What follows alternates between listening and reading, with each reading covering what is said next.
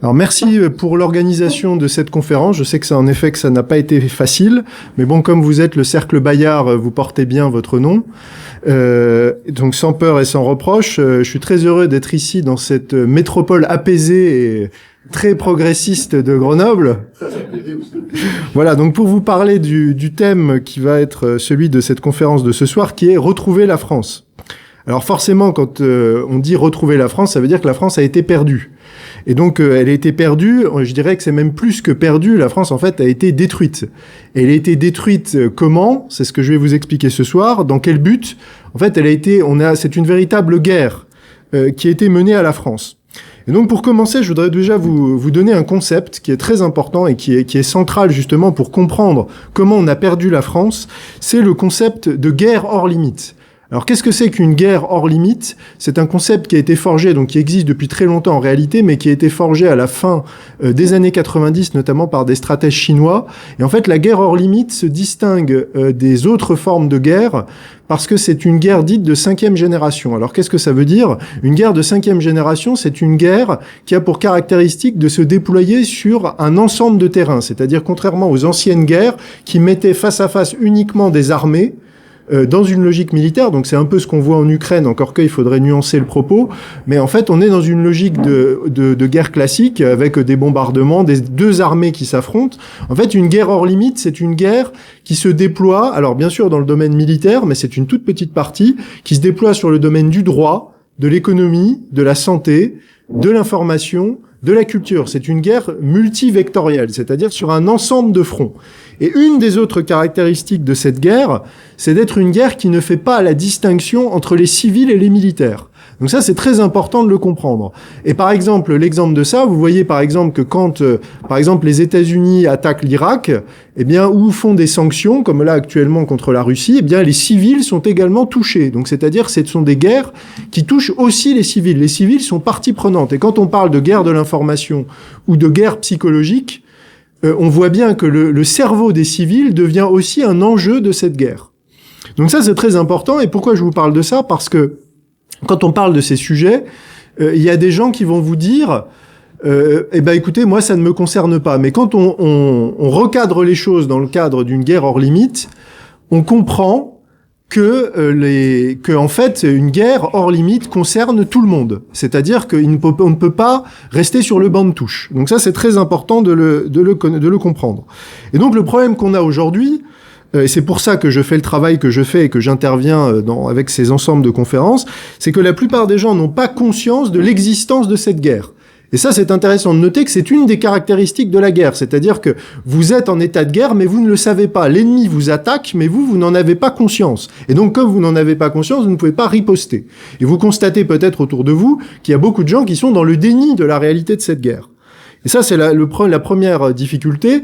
La deuxième difficulté, c'est que la plupart des gens ne comprennent pas qui sont leurs adversaires, quels sont leurs objectifs et quelles sont leurs méthodes.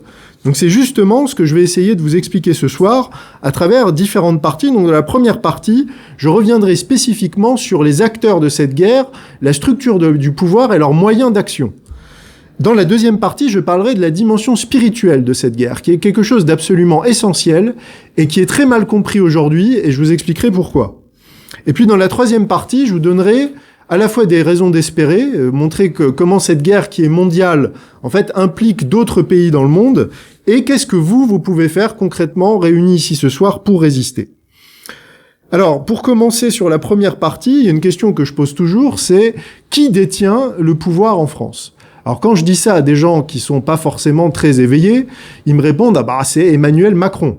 C'est lui le chef de l'État, c'est lui le chef des armées, etc. Alors je dis très bien, quand on me dit ça, je dis, est-ce que vous connaissez Jacques Attali ? Alors les gens disent, ah oui, Jacques Attali, ça me dit quelque chose. En effet, c'est l'homme qui murmure à l'oreille des présidents depuis 40 ans. Que dit Jacques Attali à la journaliste Anne Fulda ? Il dit, Emmanuel Macron, c'est moi qui l'ai créé, c'est moi qui l'ai repéré, c'est même moi qui l'ai inventé totalement. Et donc, c'est pas quelque chose, c'est pas une caméra cachée, c'est pas une confidence, c'est quelque chose qu'il dit à une journaliste en sachant que ça sera imprimé et répété. Ensuite, je fais toujours le parallèle avec une autre personnalité, c'est le chef de l'État ukrainien, Volodymyr Zelensky.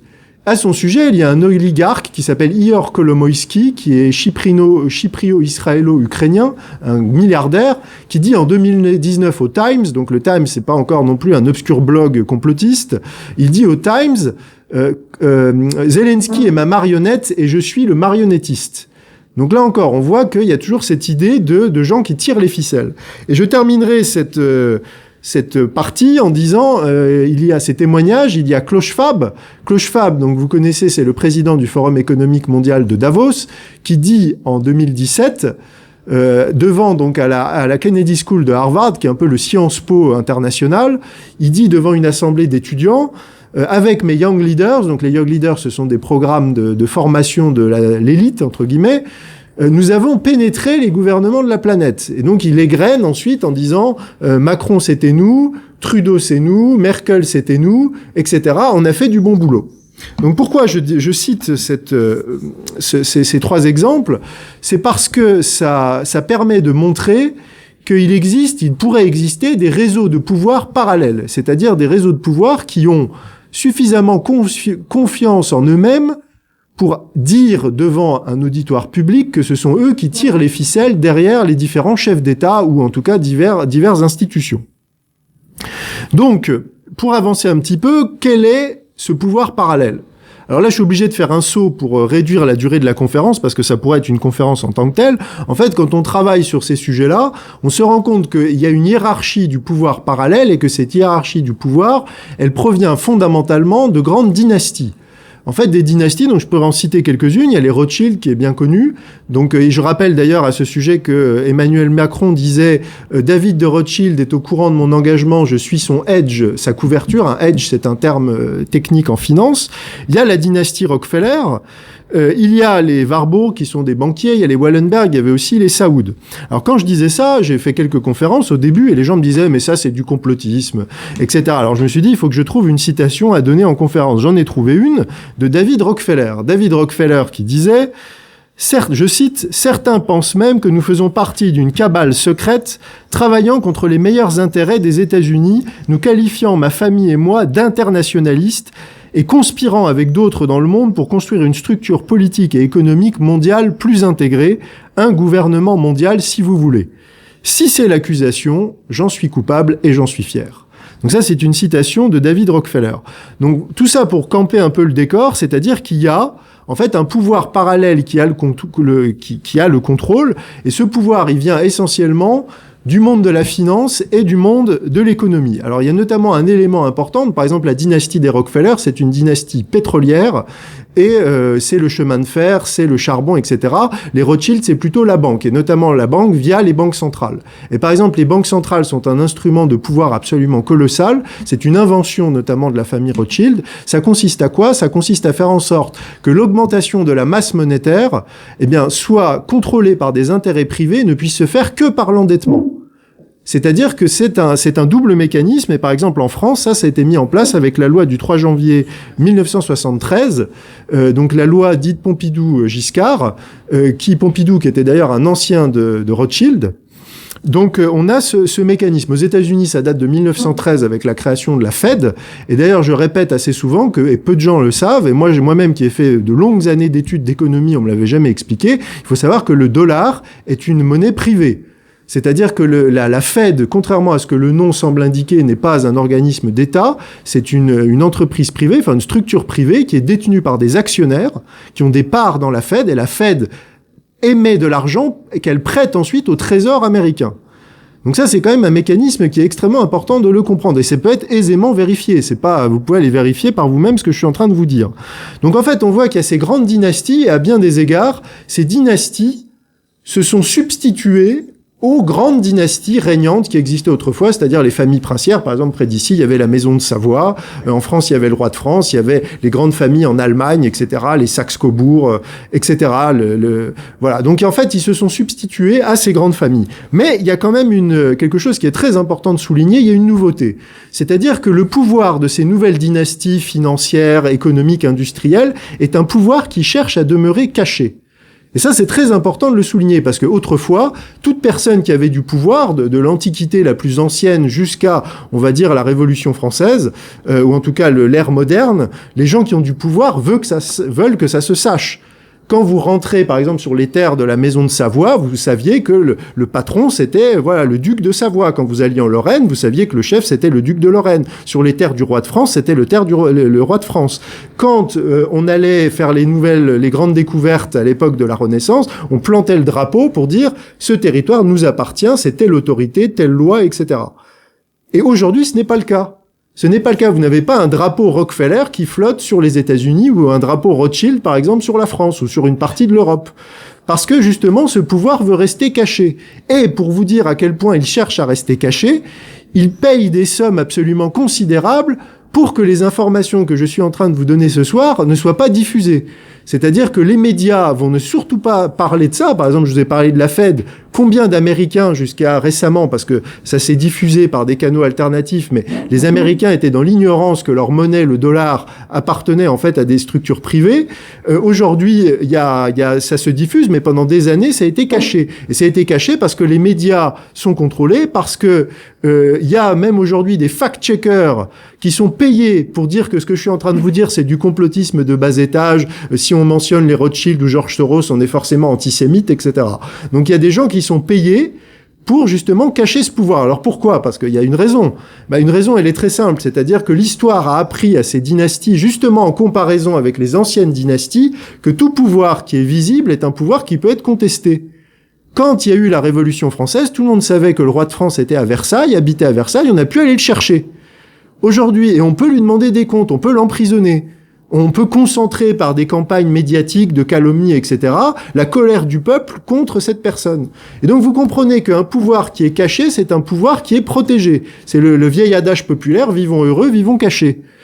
Donc ce pouvoir cherche à demeurer absolument caché pour ne pas être contesté. Et vous comprenez que notamment les politiques servent en fait ce projet, c'est-à-dire que les politiques, et je vais le détailler dans quelques instants, en fait les politiques sont le fusible et sont les gens qui vont concentrer la colère du peuple, vont être la partie visible, les gens avec qui on peut aller faire des concerts de casseroles, avec qui qu'on peut prendre à partie, on peut même les gifler dans la rue comme le cas d'Emmanuel Macron, etc. Mais en fait le patron d'Emmanuel Macron, il pourrait être même peut-être ce soir au milieu de nous dans cette conférence, les gens ne le reconnaîtraient pas. Parce qu'il n'est pas connu, il n'est pas visible. Donc ça, c'est une force absolument extraordinaire. Donc ça, c'est très important. Et donc, vous avez donc ces dynasties, ces grandes dynasties que je viens d'évoquer avec justement ce pouvoir caché. Alors eux ont des relais, c'est-à-dire que leur pouvoir va se développer d'une autre manière, il va se développer à travers des institutions. Alors, qui parmi vous connaît le Forum économique mondial de Davos ? Alors voilà, il y a quand même du monde dans la salle. Qui connaît le CFR, le Council on Foreign Relations ? Ah voilà, un peu moins de monde. Qui connaît le groupe de Bilderberg ? Voilà. La commission trilatérale ? Voilà, bon, je vois que j'ai un public quand même assez éveillé ce soir.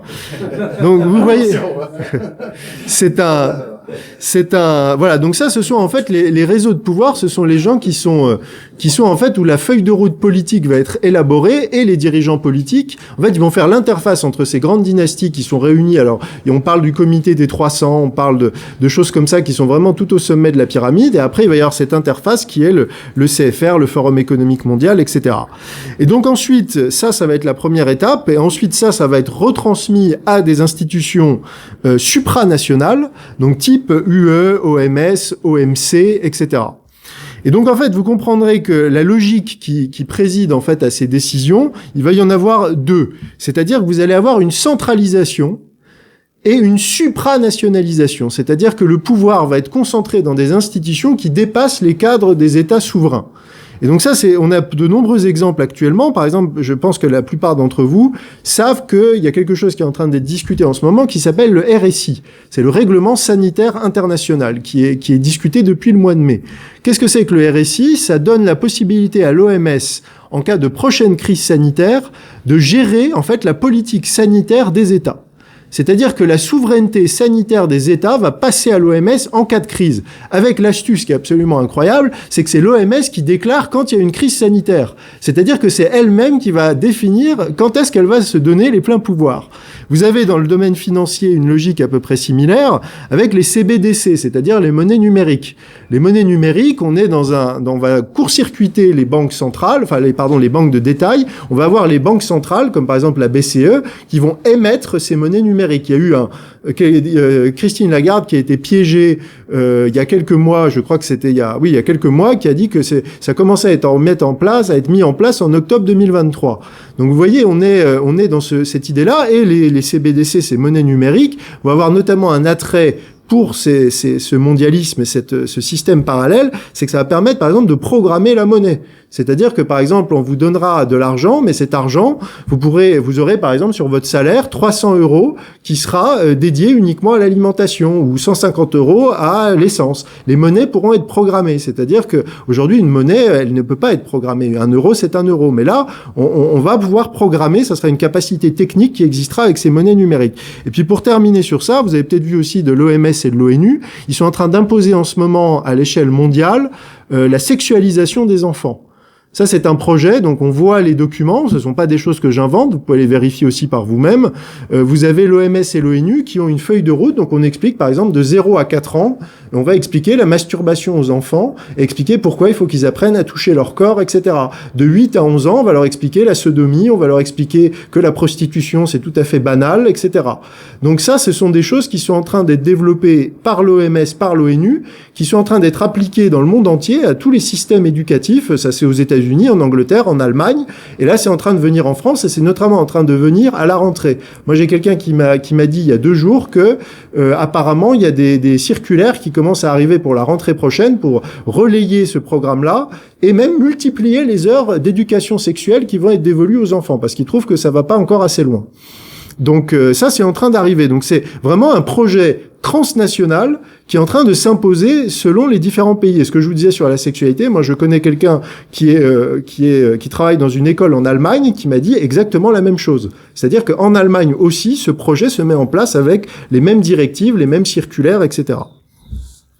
Donc voilà, donc vous comprendrez après ce bref exposé que quand les politiques, on vous parle des politiques, des élections, etc., en fait, ce sont que des pions. C'est-à-dire que ce sont les fusibles qui sont mis en avant. Et en fait, ce sont eux qui vont concentrer la colère du peuple, qui vont concentrer l'intérêt par le jeu électoral. Mais en fait, les décisions sont prises absolument ailleurs. Alors, une fois qu'on a dit ça, quels sont leurs objectifs? Quel est le projet de ce qu'on va résumer sous le vocable du nouvel ordre mondial? Alors, ce qui est intéressant avec ça, c'est que tout a été écrit. C'est-à-dire, il faut prendre le temps d'aller chercher, il faut prendre le temps d'aller faire un peu de recherche. C'est sûr que vous n'allez pas en entendre parler en ouvrant BFM, en tout cas, ou alors vous allez voir les conséquences de ces décisions, mais ça ne sera pas présenté dans le cadre d'un projet. Alors, quel est ce projet? Ce projet, il peut se résumer en plusieurs objectifs. Je ne vais pas rentrer dans le détail, je vais en donner les principaux. Vous allez avoir le projet de gouvernance mondiale. C'est-à-dire, ça veut dire quoi concrètement? Ça veut dire détruire la souveraineté des États et créer justement des structures supranationales qui vont prendre des décisions au nom des États. Donc, ça peut être des structures plus politiques comme l'UE, mais ça peut être, on l'a vu dans le domaine de la santé, comme l'OMS, ou sur des questions d'éducation à la sexualité, etc. Donc ça, c'est un premier point. Vous avez un autre point qui est lié au premier d'ailleurs, qui est la destruction de la diversité des cultures, des identités et des religions. Ça, c'est très important de le signaler, et notamment, j'y reviendrai davantage dans la deuxième partie, c'est l'idée de créer une grande religion inclusive. C'est-à-dire de détruire les religions traditionnelles, donc catholicisme, islam et même sagesse orientale, pour faire en fait une grande religion inclusive, parce que notamment ce qui pose problème, et quand je parlais il y a quelques instants des enfants, c'est les enseignements qu'on retrouve notamment dans toutes les grandes religions, les grandes sagesses, sur justement la nécessité de préserver les enfants et tout ce qui touche à la morale sexuelle, et notamment ce qui touche à l'homosexualité. Donc ça, c'est pas du tout compatible avec le projet de nouvel ordre mondial, et vous voyez actuellement la propagande complètement insensée qui se fait en faveur du LGBT et du transgenre notamment, qui s'intègre dans ce projet. Vous avez aussi ce qui est l'abolition de la propriété privée. Donc ça, c'était un vieux projet. On le voit, il est en train de se mettre en place aujourd'hui. Je pense que certains d'entre vous ont appris que, par exemple, le gouvernement français est en train de jeter des ballons d'essai pour dire on va avancer vers une situation où l'État sera propriétaire du terrain et vous ne serez plus propriétaire que des murs. Ça, c'est quelque chose qui est en train d'être discuté, enfin qui est déjà un petit peu sur les rails. Vous avez aussi un projet qui est en cours actuellement de dire le vieux bâti est des passoires thermiques, ou en tout cas si votre résidence est une passoire thermique et que vous ne pouvez pas le mettre aux normes, eh ben vous pourrez plus le louer et vous pourrez plus le vendre. Et donc qu'est-ce qui se passera? Ça sera soit vous le vendrez en fait à une institution financière qui aura les moyens de le faire, ou vous serez obligé de le brader à vil prix et ceux qui ont les moyens pourront le racheter. Donc en fait, on est en train petit à petit de grignoter et d'avancer par ce biais-là vers l'abolition de la propriété privée. Encore autre chose, c'est ce qui s'appelle la convergence biodigitale. Alors ça, c'est un mot un peu complexe. Qu'est-ce que ça veut dire? C'est ce que Klaus Schwab dit en 2016 à la radio-télévision suisse. Vous pouvez retrouver très facilement l'interview avec Darius Rochebin, où il dit l'avenir, c'est la fusion du biologique, du numérique et du médical. Alors concrètement, ça veut dire quoi? C'est-à-dire que vous allez avoir des implants, par exemple des puces RFID, donc ça c'est ce qu'on appelle l'Internet des corps. C'est-à-dire vous allez avoir une puce et votre puce aura toutes vos informations biométriques. Ça sera votre portefeuille, ça sera votre identité, etc. Ça sera connecté avec ce qui s'appelle l'Internet des objets. Donc c'est déjà ce qu'on voit un petit peu avec, par exemple, les maisons connectées, les voitures connectées qui sont bardées d'électronique, etc. Ou les capteurs type, les assistants, ce qu'ils appellent les assistants type Alexa. Moi, je fais toujours une blague avec les assistants Google et Alexa. C'est la première fois qu'on paye pour installer un espion chez soi. Donc ça, il faut quand même le savoir. Le KGB en avait rêvé, Google l'a fait, ou Amazon. Donc il y a ça. Et la dernière étape, c'est ce qu'ils appellent les smart cities. Donc ça, ce sont les villes connectées. Et je suis tout à fait sûr que d'ici peu de temps, votre bien-aimé maire va vous dire que c'est une ville pionnière en France sur ce projet-là. Il faut savoir que ça existe déjà, hein, les villes connectées, ils appellent ça les villes de 15 minutes. Par exemple, Oxford en Angleterre est une ville pilote sur ce type de projet. Donc en gros, concrètement, qu'est-ce que ça veut dire? Ça veut dire que tout le monde va être mis en réseau. C'est-à-dire que vous, avec votre puce, votre véhicule, par exemple, et la ville qui sera bardée de capteurs, et tout sera mis dans un espèce de réseau gigantesque. Alors pour eux, bien sûr, ça vous est présenté et vendu, ça sera pour votre bien, ça sera pour la sécurité, ça sera pour la planète, ça sera pour tout ce que vous voulez. En fait, ça va transformer les villes en une espèce de goulag à ciel ouvert. Et qu'est-ce qui va se passer? C'est par exemple, moi, la prochaine fois, peut-être dans 5 ans, ou j'espère plus tôt, je reviens à Grenoble, on dira, ah, attention, non, monsieur Berton, déjà, vous n'êtes pas pucé, donc vous pouvez pas rentrer dans notre ville, on peut pas vous identifier. Et puis, à la limite, votre véhicule, on vous a identifié par rapport à votre véhicule. On sait qu'il y a 5 ans, vous avez fait une conférence, vous êtes un terrible complotiste, vous êtes d'extrême droite, tout ce que vous voulez, donc on ne veut pas de vous chez nous. Donc il y aura, et si je poursuis, il y aura peut-être une alerte qui sera lancée à la police locale qui viendra m'arrêter, mais empêchera de rentrer dans la ville. Donc ça, c'est pas du tout de la science-fiction, c'est en train d'arriver. Et ça se connecte avec un autre point du projet mondialiste, c'est le transhumanisme. Le transhumanisme, c'est complètement lié à ça. Je vous ai parlé il y a quelques instants des puces. C'est l'homme connecté, en fait. C'est-à-dire, eux, ils disent l'homme augmenté. Donc, c'est l'homme qui va avoir des implants. Par exemple, il faut savoir que Elon Musk travaille sur ça, sur quelque chose qui s'appelle le Neuralink, notamment, qui a été approuvé. Il y a eu des tests qui ont été approuvés par l'équivalent de l'agence de santé américaine, la FDA. Mais même ça, c'est ce que je disais sur Internet quand j'ai commenté la nouvelle. Ça, c'est même une technologie qui est obsolète, hein, les implants neuronaux. En fait, aujourd'hui, on fait des choses beaucoup plus intéressantes avec les nanotechnologies, et notamment tout ce qui est nanotechnologie injectable. Donc ça, il y a notamment Charles Lieber qui a travaillé là-dessus. Moi, j'ai posté tout un article qui a été écrit par une source sur justement toute cette technologie. Il y a des brevets, ça fait 10 ans que ça existe. Donc on n'est pas du tout dans la science-fiction. Et la troisième étape, enfin le dernier point de ce projet, c'est la dépopulation. Donc là encore, c'est quelque chose qu'on retrouve sous la plume des mondialistes. Ils parlent toujours qu'on est trop nombreux sur la planète, il faut diminuer la population. Peut-être certains d'entre vous connaissent ce qui s'appelle les Georgia Guidestones. Vous avez peut-être entendu parler, c'était d'un monument qui était aux États-Unis, et sur ce monument, il y avait écrit il faut maintenir la population à 500 millions d'habitants. Voilà. Donc ça c'est c'est quelque chose. 500 millions. Non, c'est millions. 500 millions de personnes. Donc c'était 500 millions de personnes, et en fait c'est la vision qui est celle des mondialistes, c'est de dire il va y avoir une élite, donc de quelques millions de personnes, qui va avoir accès. Alors eux, vous inquiétez pas, les restrictions sur le transport, sur les avions, sur la viande, etc., être dans des appartements collectifs, ça sera pas pour eux. Hein. Eux, ils vivront comme on vit aujourd'hui, comme la classe moyenne vit en fait, ce qui va devenir du luxe. Après, il va y avoir on va dire ceux qui vont être au service de la classe des serviteurs, parce que malgré les progrès de la technologie, malgré la robotisation, malgré l'IA, il faudra quand même des gens pour faire tourner la machine sur certains types de postes et certains types de biens, mais il y aura quand même besoin de beaucoup moins de monde.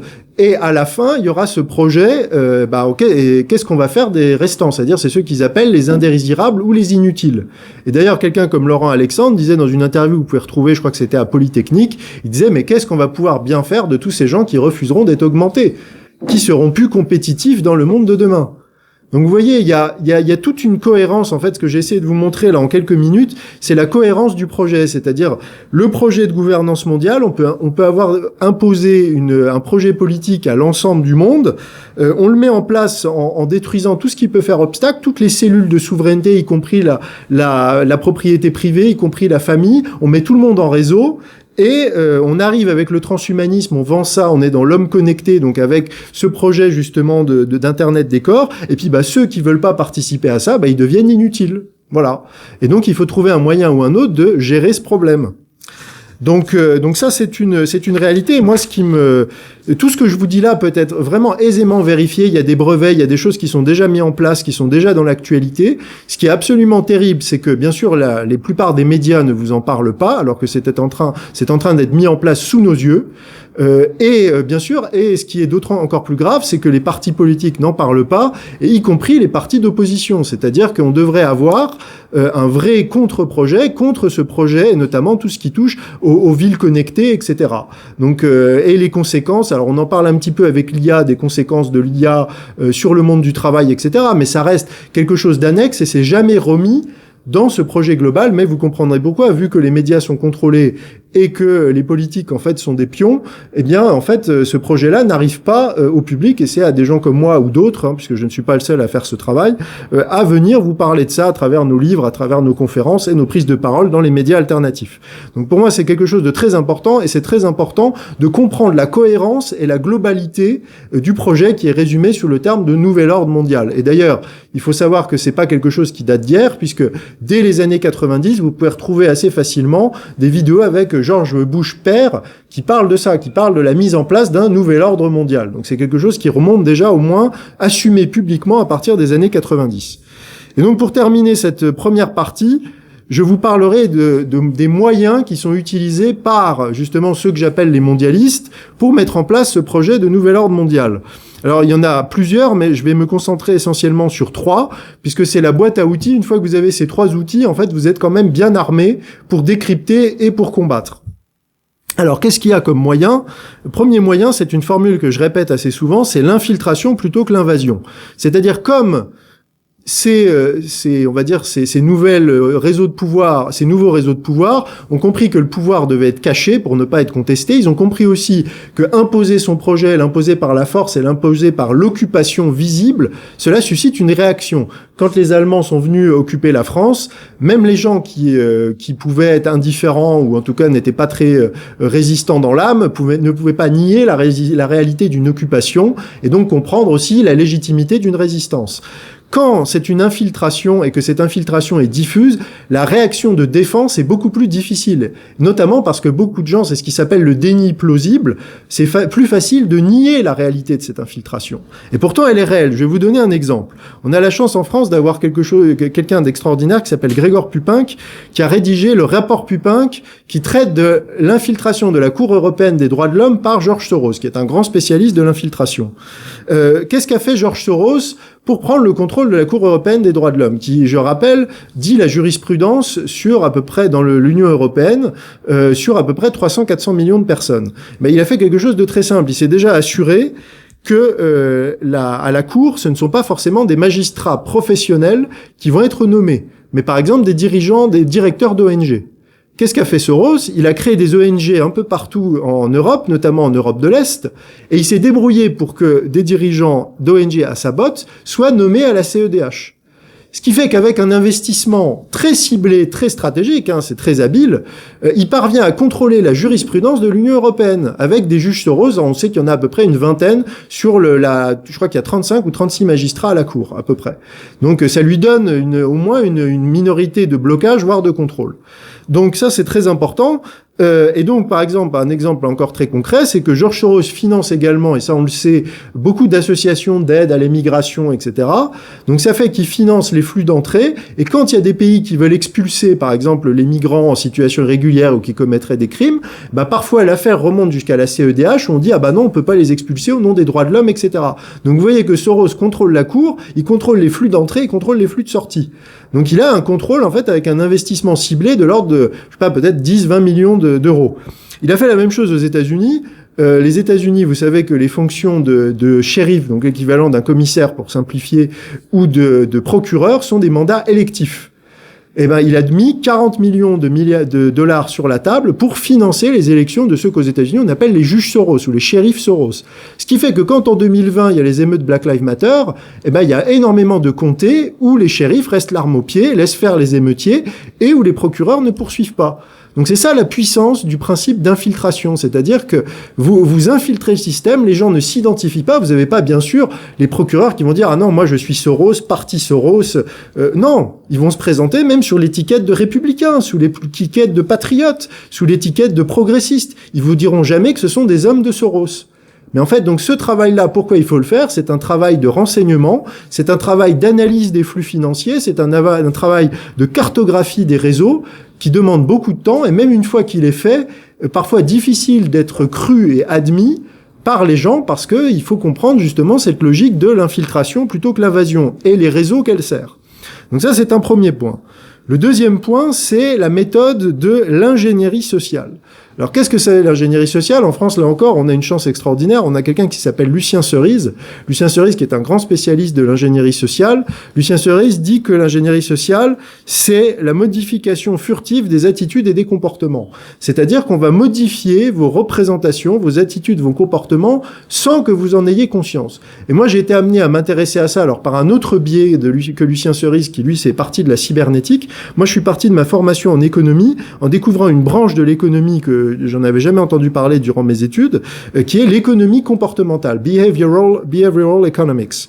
Et en fait, c'est la même chose, c'est-à-dire, dans le monde de l'entreprise, ça s'appelle la conduite du changement. C'est aussi un autre terme, peut-être certains d'entre vous y ont été confrontés. C'est la même logique, c'est-à-dire qu'on va vous faire évoluer dans vos représentations, dans vos attitudes petit à petit. Et l'outil principal de ça, la méthode principale, c'est ce qui s'appelle la politique des petits pas.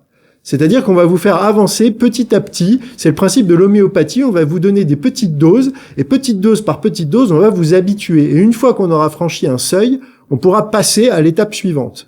Donc ça, c'est exactement ce qu'on a vu, par exemple, avec la crise sanitaire. Avec la crise sanitaire, on est exactement là-dedans. Là, on a habitué les gens avec le pass sanitaire. On vous a habitué à accéder à des transports, à des équipements publics ou même au bistrot du coin en présentant un pass. Et on a mis en place toute l'infrastructure numérique dont je vous parlais. En France, c'est notamment, et ça c'est public aussi, c'est Thales qui est en partie derrière ça, de mettre en place cette infrastructure pour qui demain pourra être décliné pour un pass climatique, un pass carbone, un pass énergétique. On parle des CBDC, des monnaies qui seront programmables. Et cette infrastructure pourra être utilisée. Donc on est dans la politique des petits pas. Un autre exemple que je pourrais donner, c'est Netflix. Netflix, alors moi je me suis penché sur Netflix puisque je faisais dans mon premier métier de l'analyse économique et de l'analyse de marché. Netflix est une entreprise qui n'a aucun sens d'un point de vue économique, c'est une entreprise qui perd de l'argent, qui est lourdement endettée, et en fait, selon tous les ratios en vigueur, elle devrait être en faillite et plus personne devrait lui prêter de l'argent. Donc je me suis dit, tiens, c'est quand même bizarre, pourquoi Netflix continue d'être enfloué en permanence, sachant que ça sera jamais rentable. Ça défie toute logique capitalistique. En fait, c'est simple, c'est que le vrai métier de Netflix, c'est pas du tout de vous vendre des abonnements ou de devenir un géant du divertissement. Le but de Netflix est double. Le but de Netflix est de faire en sorte que le seul sujet dont vous allez parler à la machine à café, c'est la dernière série que vous avez regardée. parce qu'en fait, ça, c'est devenu le sujet par excellence, les séries. En plus, ça prend du temps, c'est chronophage, vous êtes toujours à la suite de qu'est-ce que vous allez entendre, le prochain épisode, etc. Donc ça aussi, c'est une forme d'ingénierie sociale. Et puis, c'est aussi utiliser ces séries pour faire de la propagande sur les thèmes chers aux mondialistes. Donc ça va être le climat, ça va être les LGBT, ça va être le transgenre. Vous pouvez pas voir, par exemple, quelqu'un me disait récemment, dans tout épisode d'une série Netflix, vous savez qu'au bout d'un épisode, vous aurez un garçon qui embrassera un garçon, une fille qui embrassera une fille. Ça, c'est un classique. Donc, on habitue petit à petit les gens, et moi, j'ai fait le lien avec ça, parce qu'il y a quelques années, je travaillais dans le jeu vidéo, et notamment, j'ai travaillé avec un studio qui avait fait le jeu vidéo Plus belle la vie. Vous connaissez Plus belle la vie, la série télévisée qui s'est arrêtée. Eh bien, un des scénaristes de Plus belle la vie disait, mon boulot, notre boulot à notre équipe, c'est d'éduquer le peuple français. C'est-à-dire, à travers Plus belle la vie, on peut utiliser cette série qui est regardée par des millions de Français, qui rassemble des dizaines de millions de Français, on peut faire passer des messages et on peut faire évoluer les mentalités. Et par exemple, on va trouver que les Français sont trop racistes, et ben on va mettre beaucoup de personnages de couleur issus de l'immigration très sympathiques, etc. Et à l'inverse, on va diaboliser le Français de souche qui sera forcément réactionnaire, raciste, etc., désagréable. Ou on trouve que les Français sont trop homophobes, et ben on va mettre des personnages homosexuels, on va créer toutes des intrigues autour du fait que les parents n'acceptent pas, qu'il y a des difficultés pour se marier, etc. On va faire ça. Et c'est la même chose. Par exemple, récemment, on a trouvé cette vidéo. C'est Larry Fink, qui est le PDG de BlackRock. Donc BlackRock, c'est un des plus grands fonds de pension au monde, pour ceux qui ne connaissent pas. Larry Fink disait dans une conférence, je crois que c'était aussi en 2017, il disait avec les ESG, donc les ESG, c'est des critères qui sont utilisés pour flécher les investissements, etc., on va pouvoir forcer les comportements sur le genre, sur la race, etc. Et il y a quelques mois, j'étais à Genève et j'ai eu la chance de pouvoir intervenir devant des jeunes de la communauté, enfin même des membres de la communauté financière de Genève, qui m'ont confirmé exactement ce que je suis en train de vous dire. C'est-à-dire aujourd'hui, même dans le monde de la finance, on n'est plus en train d'être dans des logiques purement même rationnelles et même froides de profit.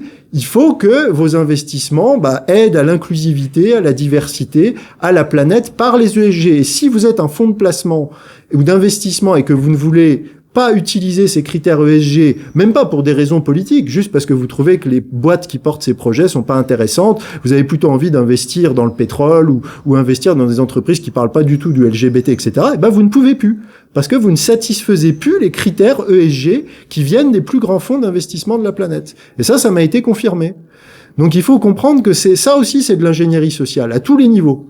Donc, et ça va, et tout en bas, ça va jusqu'à quelqu'un que je connais, qui travaille dans un grand groupe français, et pendant le mois de juin, on lui a dit, tu dois absolument mettre un drapeau LGBT dans ta signature de mail.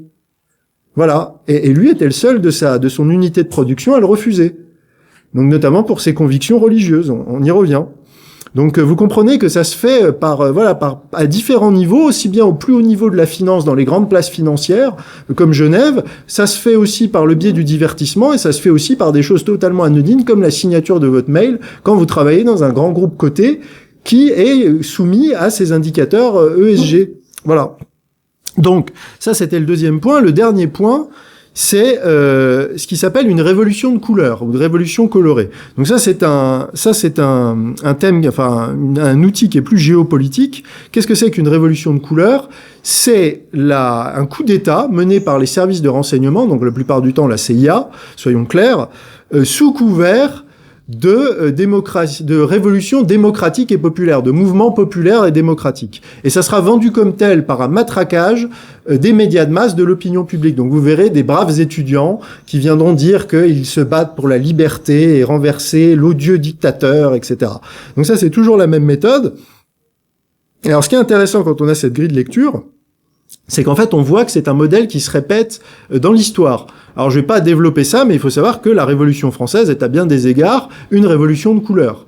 Et notamment, alors, je pourrais répondre s'il y a des questions à ce sujet, sur ce point plus précis, mais moi, je cite toujours cette phrase géniale de Talleyrand, qui avait toujours le sens de la formule, qui disait « Le peuple toujours bien agité avant de s'en servir ».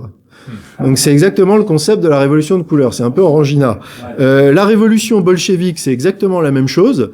C'est aussi une révolution de couleur, la menée contre le tsar, le pouvoir impérial russe. Vous avez mai 68. Mai 68, c'est aussi une révolution de couleur. On sait aujourd'hui, grâce notamment au travail d'un historien remarquable qui s'appelle Eric Branca, qui a écrit un livre qui s'appelle L'Ami américain, je vous recommande, avec des sources déclassifiées du département d'État américain, que la mai 68 a été une opération menée par la CIA et par le Mossad contre le régime du général de Gaulle. Et donc c'est rigolo parce que tous les rebelles, les Cohn-Bendit, etc., les trotskistes, en fait, qui jouaient les révolutionnaires, étaient en fait payés par la CIA, payés par le service de renseignement le plus puissant du monde. Donc ça, c'est... Voilà. Vous avez bien sûr les printemps arabes en 2010-2011, ce sont aussi des révolutions de couleur. Vous avez Euromaïdan, là il y a un lien direct avec l'actualité, c'est avec l'Euromaïdan de Kiev, donc qui fait tomber un pouvoir pro-russe pour mettre à la place un régime pro-américain. Et donc là, quand ceux diront oui, mais ça c'est de la propagande anti-russe, enfin pro-russe, pardon, il faut quand même savoir qu'on a un enregistrement de Victoria Nuland, qui est la vice-ministre des Affaires étrangères aux affaires européennes et eurasiatique, qui refait en 2014 un peu le gouvernement ukrainien avec l'ambassadeur américain en Ukraine, Georges Piat, qui dit on va mettre lui ministre, etc. Lui, tu penses qu'il défendra nos intérêts? Ah non, je suis pas sûr, etc. Donc ça, et il faut aussi savoir, tant qu'on est sur le sujet de l'Ukraine, donc j'ai cité ce que disait Kolomoïski sur Zelensky tout à l'heure, il faut aussi savoir que les terres agricoles de l'Ukraine sont aujourd'hui détenues entre 30 et 40% par des grands fonds de pension américains. Donc quand on vous parle sur BFM de la souveraineté ukrainienne, il faut vraiment rigoler quand on connaît ce sujet un petit peu. Donc voilà, donc tout ça pour vous dire que la révolution de couleur, c'est un moyen vraiment utile, et ce que j'espère, quand vous sortirez de cette conférence, vous aurez au moins ces 3 outils que vous pourrez utiliser pour décrypter l'actualité, et que la prochaine fois que vous ouvrirez BFM TV, pas trop en tout cas, je vous le souhaite, ça sera de dire, bah écoutez, celui qui s'exprime là sur le plateau, est-ce que ça serait pas un infiltré? Là, après, le sujet qu'ils ont choisi de traiter, est-ce que ça serait pas une tentative d'ingénierie sociale? Et là, ce qu'on est en train de me raconter sur ce pays au Moyen-Orient, ou en Asie, ou en Europe de l'Est, ça serait pas une révolution de couleur? Et d'ailleurs, ce qui est intéressant, c'est qu'ils sont très efficaces, mais ils sont pas très imaginatifs. C'est-à-dire qu'ils utilisent toujours les mêmes méthodes. Donc, une fois que vous avez compris comment ça marche, en fait, vous avez vraiment la boîte à outils pour décrypter. Et donc, vous comprendrez que quand on parle de retrouver la France, eh ben, il faut comprendre, en fait, comment la France, qui est attaquée, qui est détruite, qui perd sa souveraineté, qui a tous ces projets qui s'imposent à l'école, dans le monde de l'entreprise, dans la société, en fait, ne sont qu'un pan d'un projet beaucoup plus large qui s'applique de la même manière aux États-Unis, en Allemagne, en Australie, avec des tentatives alors aussi dans le monde arabe, etc. C'est-à-dire que c'est vraiment un projet global qui doit être compris dans sa globalité, et dont on doit comprendre que la France, en fait, est une victime, a été une des premières victimes, puisque je parlais de la Révolution française, et c'est un pays qui a été attaqué, justement, je dirais pourquoi, justement, dans la deuxième partie, très rapidement par ce projet de nouvel ordre mondial qui émane en grande partie de l'Angleterre, et notamment de Londres et de la City de Londres. Voilà, donc ce qui va m'amener à la deuxième partie de cette conférence, qui va être justement sur la partie spirituelle.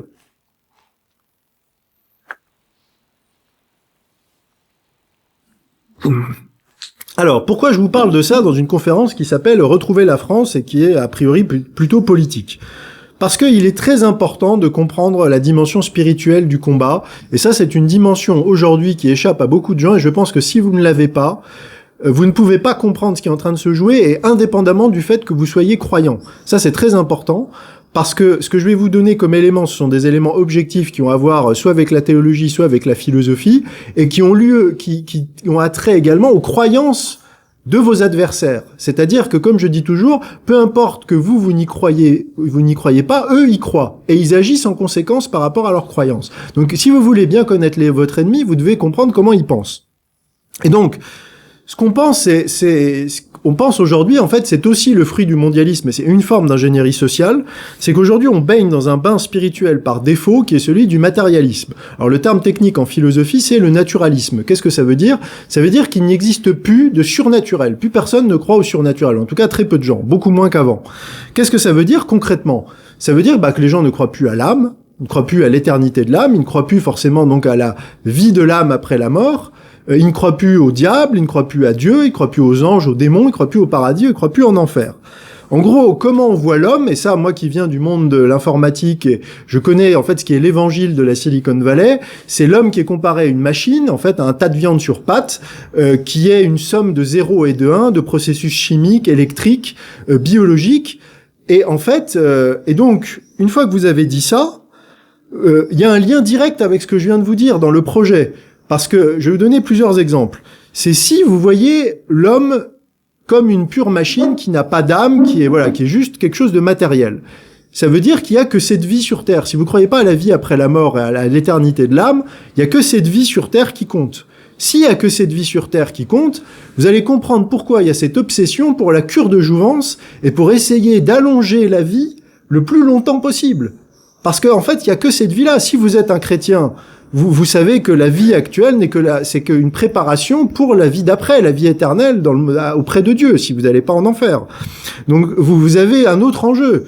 Si de la même manière, si vous croyez comme un chrétien que en fait, il y a une dimension sacrée du corps humain, qu'on a été créé par Dieu, qu'on a été créé parfait par Dieu, en fait, vous n'avez pas cette idée qui est celle du matérialiste, qui est qu'on n'est qu'une machine, et qu'une machine, on peut changer des pièces, et on peut décupler nos capacités avec des implants, avec des puces, avec des augmentations. En fait, tout ce projet transhumaniste d'homme augmenté, qui vise, et ça, ce sont les transhumanistes eux-mêmes qui le disent, à faire de l'homme des dieux, de faire un homme-dieu, donc qui va dépasser toutes les limites humaines. Il y a ça, et le dernier point que je voudrais aborder sur les conséquences pratiques de cette vision uniquement matérialiste et détachée de toute référence spirituelle ou transcendante, c'est de dire qu'en fait, s'il y a que cette vie sur Terre et qu'il n'y a pas de bien, qu'il n'y a pas de mal, que tout ça c'est un peu relatif, qu'il n'y aura pas de jugement devant Dieu à la fin quand on mourra, en fait, faites ce que vous voulez, quoi. Je veux dire, vous pouvez faire ce que vous voulez sur Terre. C'est exactement l'intuition qui est géniale de Dostoïevski, le grand romancier russe, qui voit ça au 19e siècle. Il a une vision prophétique, il fait dire à un de ses personnages dans Les Frères Karamazov, cet immense roman, il fait dire à ce personnage, si Dieu n'existe pas, alors tout est permis. Tout est permis, il n'y a plus de limite. Et ça, vous comprenez la sexualisation des enfants, vous comprenez la pédophilie, vous comprenez toutes les déviances sexuelles, etc., l'immoralité, y compris l'immoralité de la classe politique et des dirigeants, parce qu'il n'y a plus la crainte. Il n'y a plus la crainte du jugement, et il n'y a plus l'idée qu'on va avoir un jour rendre des comptes, et que les catégories morales traditionnelles, le bien, le mal, etc., sont obsolètes. Donc il y a des conséquences pratiques, et c'est pour ça que j'explique ça, parce qu'il faut toujours montrer que les idées qui peuvent sembler abstraites, etc., ont toujours des conséquences dans le monde réel. Et ça, c'est pas toujours perçu. Donc ça, c'est le danger du matérialisme. Le deuxième point que je voudrais évoquer, c'est le mensonge total, qui est de faire croire que justement on est sorti du religieux. Alors on est dans des sociétés qui sont déchristianisées, ça c'est absolument exact. Enfin, on est en fin on est en déchristianisation qui est bien avancée, mais on a fait croire aux gens qu'on était sorti du religieux. Mais ça, c'est pas vrai du tout. Et ça, je l'explique notamment dans mon dernier livre, c'est que quand, en fait, le besoin de religieux est un besoin humain fondamental. Aristote disait l'homme est un animal politique. Moi, j'ajouterais que l'homme est un animal politico-religieux. Parce qu'en fait, on constate, quand on étudie ça avec une vision d'ensemble, qu'en fait, le religieux doit toujours se manifester, et quand il n'est pas canalisé par ces formes historiques qui sont notamment les grands monothéismes, en fait, il mute et il se transpose sur d'autres objets. Mais là, ce qui est intéressant avec ce phénomène, quand on l'observe avec cette grille de lecture, c'est que, en fait, les gens deviennent religieux, mais sont religieux sans le savoir. C'est-à-dire, ils ont adopté une religion, mais ils n'ont pas conscience qu'ils sont religieux. Ils prennent ça pour du social, ils prennent ça pour du politique, ils prennent ça pour tout sauf du religieux. Et ça me fait penser à la phrase de Chesterton, qui disait si les gens ne croient pas en Dieu, ils ne croient pas en rien, ils croient en n'importe quoi. Et je vais vous donner un exemple de ça. C'est par exemple ce que j'appelle la religion climatique. Parce qu'aujourd'hui, si on analyse la propagande en faveur de tout ce qui est le changement climatique, en fait, on peut l'analyser avec une grille du religieux. Et je vais faire ça pour vous guider à travers le processus pour que vous puissiez comprendre. Déjà, il y a un dogme. C'est-à-dire, aujourd'hui, on n'a pas le droit de remettre en cause le fait que le changement climatique est causé par l'activité humaine. peu importe qu'il y ait des prix Nobel, peu importe qu'il y ait des savants, peu importe qu'il y ait énormément de travaux qui contestent cette vision-là, on n'a pas le droit d'en discuter. C'était comme avec le Covid, on n'avait pas le droit d'en parler. Il y a un dogme, donc on est dans une logique de dogme. Ensuite, vous avez un aspect qui est ce qu'on appelle en théologie l'eschatologie. L'eschatologie, ça veut dire quoi? Ça veut dire le discours sur la fin des temps, le jugement dernier. Là, le jugement dernier, c'est pas Dieu qui revient et qui juge tout le monde, c'est l'apocalypse climatique. Donc, alors, ce qui est rigolo avec l'apocalypse climatique, c'est que tous les 20 ou 30 ans, elle change de forme. C'est-à-dire, je vous invite à lire ce qui était écrit dans les années 70. Dans les années 70, on allait tous mourir de froid. Après, ça allait être la montée des eaux. Et puis maintenant, aujourd'hui, c'est le chaud. Donc voilà, et on a, comme dans toute religion, des prophètes qui nous avertissent de ce danger. Donc le plus célèbre d'entre eux, c'est Greta Thunberg, qui est une grande prophétesse, alors qui est pas très bonne dans ses prophéties, parce qu'il y a 5 ans, elle avait dit que si on n'arrêtait pas les énergies fossiles, on mourrait tous 5 ans plus tard, c'est-à-dire actuellement en 2023. Donc comme prophète, on a vu mieux, mais elle a quand même des grands pouvoirs, parce qu'elle disait il y a quelques années qu'elle était capable de voir le CO2 augmenter à l'œil nu et que ça la faisait beaucoup souffrir. Je précise au passage que le CO2 est un gaz invisible. Donc Greta Thunberg a des grands pouvoirs. Et donc les prophètes, comme les prophètes de l'Ancien Testament, nous disent que nous devons nous repentir. Nous avons péché contre notre mère la terre, et donc nous devons nous repentir. Alors comment?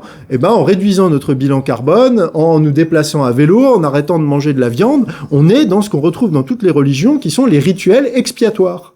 Il faut expier. Et on arrive à la dernière étape, qui est la dimension du sacrifice, parce que toutes les religions ont une dimension sacrificielle. Et en fait, aujourd'hui, quand on adopte cette grille de lecture, en fait, qui est en train d'être sacrifié aujourd'hui? Si on dézoome, en fait, c'est nous, c'est l'Occident. On est en train d'être sacrifié. Dans le cas du climat, c'est d'autant plus vrai parce que vous voyez que le reste de la planète, les Chinois, ils s'en foutent complètement du réchauffement climatique, je crois qu'ils savent même pas ce que c'est. Les Indiens, pareil. L'Amérique de Trump, etc., ne veut pas en entendre parler. Les Africains aussi. En fait, il y a que l'Occident qui est prêt à se sacrifier, à détruire son confort, à détruire son niveau de vie, à détruire son industrie, à faire tous ces efforts, et même, pour vous dire jusqu'où ça va, jusqu'à arrêter d'avoir des enfants et se stériliser pour sauver la planète. Vous savez que dans les religions, les anciennes religions, il y avait une tradition tout à fait barbare qui était de sacrifier son premier-né, par exemple de le sacrifier à Moloch ou à Baal. Bon, là, ça va même au-delà de ça, c'est-à-dire qu'on sacrifie ses enfants avant même qu'ils soient nés. C'est-à-dire qu'on se prive de la possibilité d'avoir un enfant.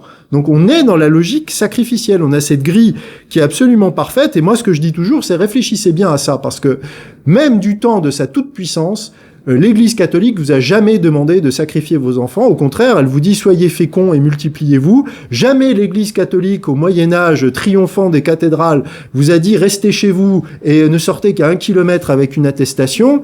Et jamais elle vous a dit vous ne pouvez pas rentrer dans un lieu public, par exemple une église, si vous n'avez pas de passe sanitaire, même si vous êtes le plus grand pécheur dans la hiérarchie catholique, c'est-à-dire vous avez commis des crimes horribles, vous avez le droit de rentrer dans une église pour obtenir une confession. Je veux dire, donc il faut quand même bien réfléchir à ça, c'est-à-dire que les anciennes religions sont beaucoup plus douces et beaucoup moins sectaires et dogmatiques que ces religions nouvelles et modernes, qui sont extrêmement totalitaires et extrêmement violentes. Et je parlais, parce que je voudrais terminer sur ce point qui est très important, parler justement de la logique sacrificielle, qui est qu'une clé pour comprendre absolument ce qu'on est en train de vivre. Et cette compréhension, je la dois à quelqu'un à qui je rends hommage, qui est René Girard. René Girard, c'est un esprit supérieur, c'est un des plus grands génies, je pense, du XXe siècle. En plus, il est français, cocorico. Et il a dû partir aux États-Unis pour enseigner et faire son travail parce qu'il n'arrivait pas à le faire en France. Alors, je vais vous faire du René Girard très condensé. En gros, ce qu'explique René Girard, c'est que la problématique de tous les groupes humains, en fait tous les groupes humains, quels qu'ils soient, ont une problématique, c'est la gestion de la violence. Et notamment de la gestion de la violence par rapport à ce qu'il appelle la rivalité mimétique. C'est-à-dire que dans un groupe, en fait, on est en rivalité les uns avec les autres. Alors, ça peut être parce qu'on désire quelque chose que quelqu'un d'autre a. On peut désirer sa femme, on peut désirer son statut, on peut désirer sa voiture. Il a une plus grosse voiture que nous, une plus belle maison que nous. Voilà, il est peut-être plus intelligent, etc. Donc, on est dans une logique de rivalité. Ça, c'est universel. Et donc, ce qui va se passer, c'est que par ce mécanisme naturel, la tension va monter dans la société. Alors, plus on est dans un petit groupe, plus ça peut monter vite. Et en fait, cette tension va aboutir à ce qu'il appelle la crise crise de la rivalité mimétique. Et en fait, qu'est-ce qui peut se passer? C'est que tout le monde va s'entretuer, en fait. Ça va être, et en plus, après, il y a la logique de la violence qu'on retrouve, par exemple, dans les vendettas en Corse. Par exemple, voilà, vous commencez à tuer quelqu'un, puis le frère se venge, et puis l'autre se venge, et en fait, c'est l'escalade, et à la fin, tout le monde s'est zigouillé, quoi. Il reste plus personne. Et donc, en fait, ce qu'explique René Girard, c'est de dire, ça, c'est un vrai risque qui existe pour toutes les sociétés. Et donc, l'être humain a dû trouver, là encore, c'est un constat anthropologique, a dû trouver un mécanisme pour gérer ce problème. Et donc, ce qu'a découvert René Girard, c'est ce qu'il appelle la victime émissaire. C'est-à-dire que le groupe a trouvé une solution, c'est-à-dire que pour faire redescendre la tension, on va sacrifier une victime. Donc, on appelle le bouc émissaire. Donc, le bouc émissaire, c'est la personne à qui on va aller charger, en fait, toute la tension du groupe, et on va sacrifier cette personne. On va la sacrifier, donc ça peut être un animal, ça peut être aussi un être humain. Donc, et en fait, ce sacrifice de la victime émissaire va faire retomber la pression du groupe. Donc ça, c'est très important de comprendre ça. Et donc, si vous avez déjà cette première grille de lecture aujourd'hui, vous comprenez qu'aujourd'hui, on est en plein dans ça. Je vous ai dit qu'aujourd'hui, le bouc émissaire, la victime sacrificielle, c'est l'Occident. Si vous adoptez cette grille de lecture, en fait, on est la victime qu'il faut sacrifier pour faire redescendre la tension. Quand vous lisez ce que disent les progressistes, ce que disent les woke, tout le mal qui existe dans le monde, c'est la faute de l'Occident. On est les colonisateurs, on est les pollueurs, on est les racistes, on est tout. Donc pour que le monde aille mieux, il faut que l'Occident disparaisse. Et c'est ça la logique, et c'est ça, et là elle est dangereuse. Et par exemple, je vais vous donner une autre grille de lecture que j'ai développée cette fois-ci en m'appuyant sur le travail de Girard. C'est exactement la même chose qu'on a dans le socialisme et dans le marxisme. Le socialisme dit on peut atteindre le paradis sur Terre si on fait des réformes. Le communiste dit, là, il faut aller un peu plus fort, il faut la dictature du prolétariat. Mais si on sacrifie, par exemple, les bourgeois, les koulaks, etc., on obtiendra le paradis sur Terre, le mal sera purgé de la société. Et donc, vous comprendrez le danger qu'ont ces logiques totalitaires, parce que si, par exemple, dans le cas du wokisme, ou dans le cas du communisme, on peut atteindre le paradis sur Terre, on peut purger le mal du monde en exterminant des millions de personnes, eh ben, ça vaut le coup. Je veux dire, si le but c'est d'obtenir le paradis, d'obtenir enfin la paix, l'égalité, le bien, et que pour ça il faut sacrifier tous les méchants racistes, etc., eh ben faisons-le, allons-y, banco. On est dans une logique religieuse. Et le problème, c'est ça que souligne Girard, c'est qu'il souligne toujours que pour que le mécanisme de bouc émissaire et de victime émissaire fonctionne, il faut que les gens soient convaincus du bien fondé de leur sacrifice. C'est-à-dire qu'il faut qu'ils soient convaincus qu'en tuant le bouc émissaire, ça ira mieux. Et donc là, vous le voyez, on l'a vu avec les antipasses, les antivax étaient considérés comme le bouc émissaire de la société française. C'était à cause d'eux que l'épidémie continuait. Aujourd'hui, avec la Russie, c'est la Russie qui est responsable de tous les maux du monde. Si la Russie n'était pas là, il y aurait la paix dans le monde. Et avec l'Occident, si l'Occident n'existait pas, le monde retrouverait son Éden originel, etc. Il y aurait plus de racisme, il y aurait plus d'exploitation, etc. Donc il faut être conscient de ça. Et ce que dit René Girard, et vous verrez le lien pourquoi je vous parlais du spirituel, René Girard dit, il y a une chose extraordinaire, et ça explique peut-être pourquoi il n'est pas populaire en Occident, c'est qu'il dit, il y a une seule religion au monde qui nous permet de sortir de la logique sacrificielle, et cette religion, c'est le christianisme. C'est le christianisme. Pourquoi ? Parce qu'il dit, il y a déjà cette intuition dans l'Ancien Testament, par exemple, qu'on trouve dans plusieurs épisodes. Le plus visible de ça, c'est le sacrifice d'Isaac par Abraham. C'est-à-dire, pour ceux qui ne connaîtraient pas, en fait, Dieu demande à Abraham de sacrifier son fils unique, son premier fils Isaac, et en fait, il l'amène au sommet d'une montagne, et au moment où Abraham va s'exécuter, donc obéir à Dieu, il y a un ange qui retient sa main, et il lui indique un bélier qui est à côté, dans un buisson de ronces. Donc, il prend le bélier, il sacrifie le bélier. Donc, ce que dit Girard, c'est que là, on passe déjà du sacrifice humain au sacrifice animal. Donc c'est un progrès en quelque sorte. Et donc ce que dit ensuite Girard, c'est que avec le sacrifice du Christ sur la croix, on va passer à l'étape supérieure. C'est-à-dire que le Christ, en fait, c'est la victime émissaire parfaite. C'est-à-dire que, là encore, je ne parle pas d'un article de foi, je dis ce que les évangiles disent du Christ. C'est-à-dire, le Christ est présenté comme la victime parfaite. C'est-à-dire qu'il est innocent, il est sans péché, c'est le Fils de Dieu, c'est Dieu incarné et Fils de Dieu. Donc on ne peut pas faire c'est la meilleure victime possible. Et ce que dit Girard, c'est que comme on sacrifie cette victime, il y a deux choses qui se passent. C'est déjà, ça sert plus à rien de faire des sacrifices. C'est-à-dire, on sort du sacrifice parce qu'on peut pas sacrifier plus que Dieu lui-même. Et du coup, c'est pour ça que c'est important, par exemple, que le Christ soit vraiment mort sur la croix. Parce que si c'est pas vraiment le Fils de Dieu et c'est pas vraiment Dieu lui-même incarné qui s'est fait homme, ça marche pas. Le sacrifice est, entre guillemets, incomplet. En tout cas, il est moins puissant. Il faut vraiment que ça soit Dieu qui soit mort sur la croix pour nos péchés. C'est très important. Parce qu'on peut pas faire plus grand que ça. Il n'y a pas de meilleure victime. Et ce que dit après Girard, c'est que en sacrifiant l'innocent le plus pur, l'homme le plus bon qui n'était qu'amour, eh ben en fait, on révèle au monde le fait que celui qu'on sacrifie dans la logique du bouc émissaire est innocent en réalité. Et qu'une fois qu'on a compris ça, et le génie du christianisme, c'est ça, c'est que le génie du christianisme, c'est de révéler que la victime contre laquelle tout le monde se ligue pour la sacrifier est en fait un innocent. Et nous, ça nous semble évident, dit Girard. Ça nous semble évident parce que ça fait 2000 ans qu'on vit dans une civilisation chrétienne. En fait, on a compris ça parce qu'on a vécu sous l'influence du christianisme. Et donc, ce que dit Girard, et qui est très intéressant et qui est complété par d'autres, c'est que, en fait, on le constate d'ailleurs historiquement et anthropologiquement, tous les pays qui ont été christianisés, notamment le paganisme, donc que ça soit en Europe ou au Nouveau Monde, renoncent à la pratique des sacrifices humains. Ça se constate. Là encore, c'est un fait anthropologique. À l'inverse, les sociétés qui se déchristianisent reviennent au sacrifice humain et reviennent à la logique du bouc émissaire. Et en fait, c'est exactement, et ça c'est mon ami Sylvain Durin, qui est un contemporain et qui a à peu près le même âge que moi, qui a fait le lien, qui dit en fait, tout ce qu'on est en train de vivre avec ce retour du bouc émissaire, notamment avec les antivax, avec le wokisme, etc., c'est le retour de la logique du sacrifice de la victime émissaire dans un monde déchristianisé. Et moi, j'ai été frappé quand je préparais cette conférence. J'étais en train de relire René Girard.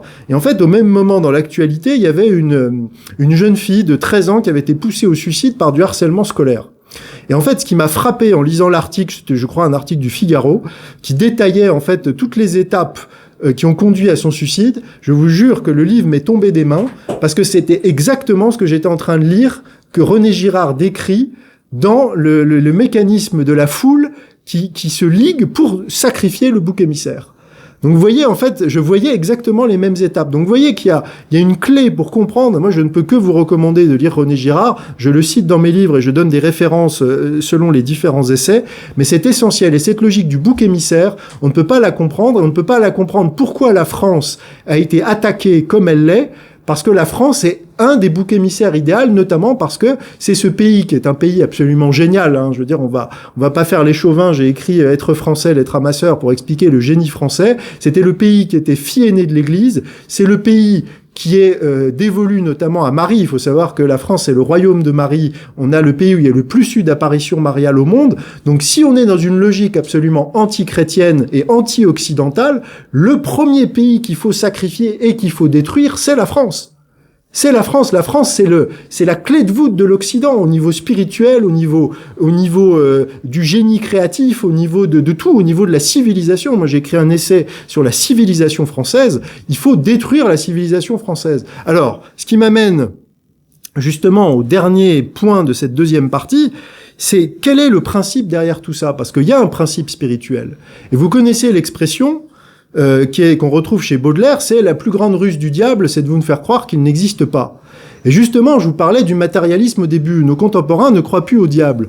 Mais si, moi, ce qui m'a frappé en faisant ce travail, même si on n'est pas croyant, on est frappé de voir que justement ce projet de destruction, ce projet du retour du sacrifice, c'est exactement ce que veut le diable. C'est exactement ce que les textes sacrés nous disent que veut le diable. Et je vais prendre l'exemple, je prenais tout à l'heure l'exemple du transhumanisme.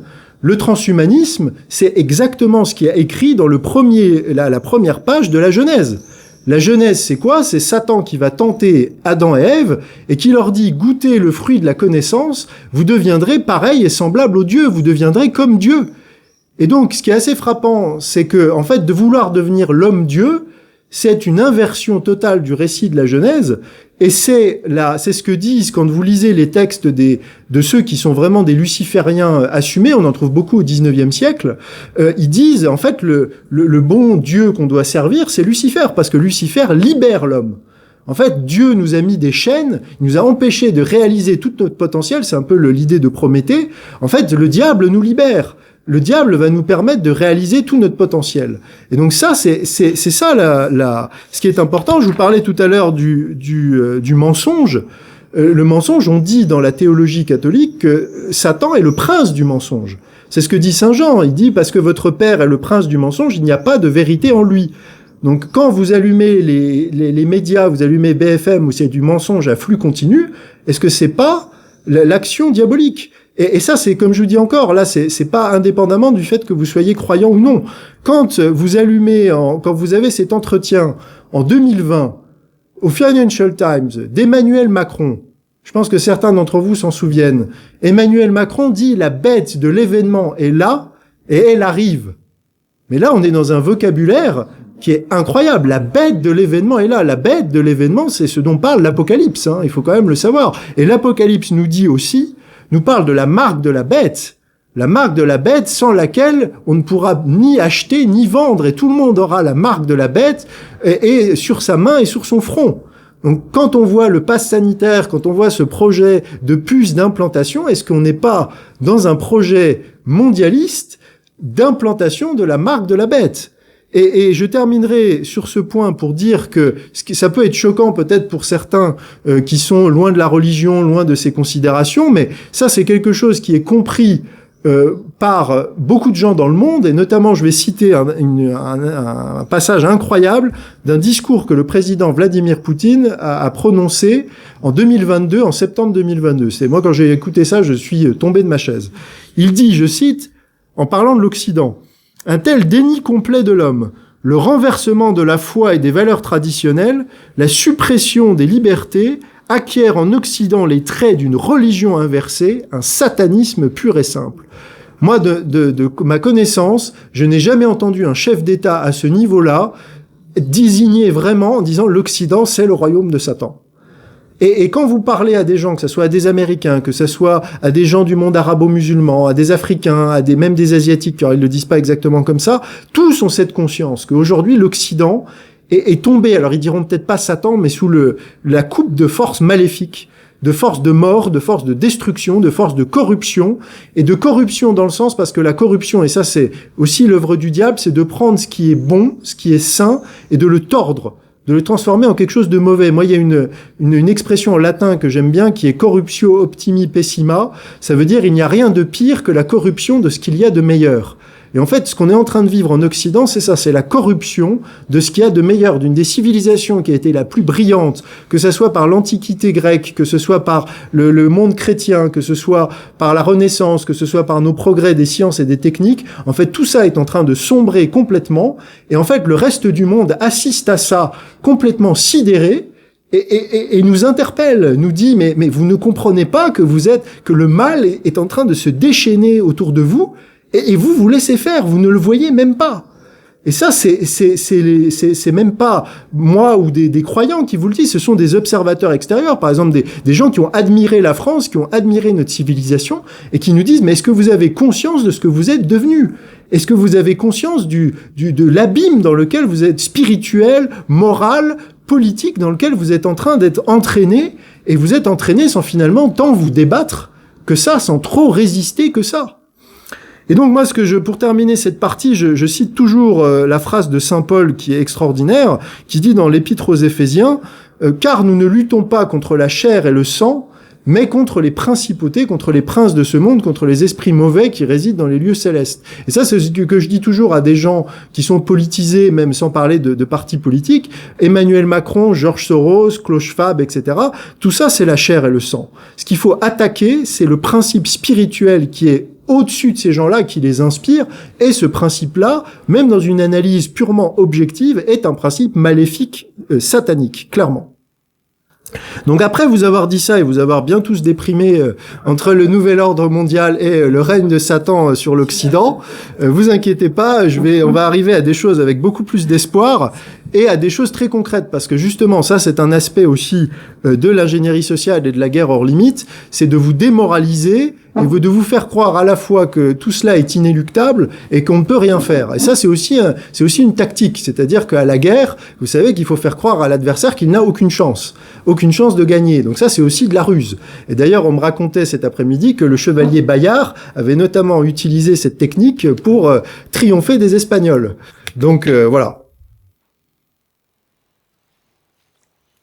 Donc, Les bonnes nouvelles que j'ai à vous donner, c'est déjà ce qu'il faut comprendre, c'est que comme je vous l'ai expliqué tout à l'heure, on est dans une guerre mondiale, on est dans un projet forcément de gouvernance mondiale, donc il y a une résistance mondiale. Et il y a des pays qui ont refusé de s'embarquer là-dedans.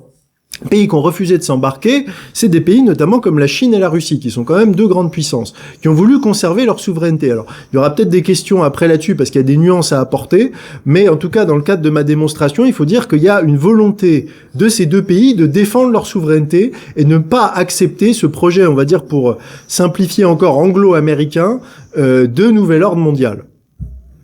Et donc, ce qui s'est passé, c'est qu'on voit aujourd'hui une résistance de ces pays qui date pas de... Là, elle devient visible, mais qui a commencé il y a déjà quelques années, mais aujourd'hui, elle devient visible. Elle devient visible comment? Elle devient visible notamment avec cette alliance russo-chinoise, qui vient agglomérer autour avec eux les BRICS. Et notamment, les BRICS, c'est assez intéressant parce qu'on voit que, en fait, les médias de masse nous parlent de la Russie qui serait isolée. En fait, c'est l'Occident qui est en train d'être isolé. Là, on voit que ça soit de l'Amérique du Sud, en passant par l'Afrique, en passant par le monde arabo-musulman jusqu'à la Chine, en fait, on voit une véritable, en fait, un monde parallèle qui est en train, une structure parallèle qui va concurrencer le G7, le G20, etc., qui est en train de se mettre en place. On voit aussi, et j'en parlais l'été dernier, il y a tout juste un an, c'était que ça commençait à devenir visible, c'est la dédollarisation. On voit la fin du dollar, et quand on connaît le rôle que jouait le dollar dans le projet mondialiste, notamment que, en grande partie, l'armée américaine, la CIA, etc., avait pour but d'empêcher tout pays de contester je dirais, le rôle du dollar dans les échanges internationaux. Des gens comme Kadhafi ou Saddam Hussein l'ont payé très cher, en ont fait l'expérience. En fait, on voit que là, que le dollar soit en train de perdre son statut, il y a quelque chose qui est en train de changer. Et on voit notamment, par exemple, récemment, là, je crois que c'était le Pakistan qui a acheté, je crois que c'était à l'Arabie Saoudite, du pétrole qu'il a payé en yuan. Alors qu'avant, il aurait dû le payer en dollars. Parce qu'en fait, le dollar, alors pour ceux qui n'ont pas des connaissances très pointues en économie, en fait, le dollar était utilisé pour tous les échanges internationaux. Et ça, qu'est-ce que ça avait comme conséquence? Ça veut dire que le reste du monde était obligé d'acheter des dollars. Et donc, ça veut dire que, en fait, les États-Unis vivaient au crédit du reste du monde parce qu'eux pouvaient faire des déficits.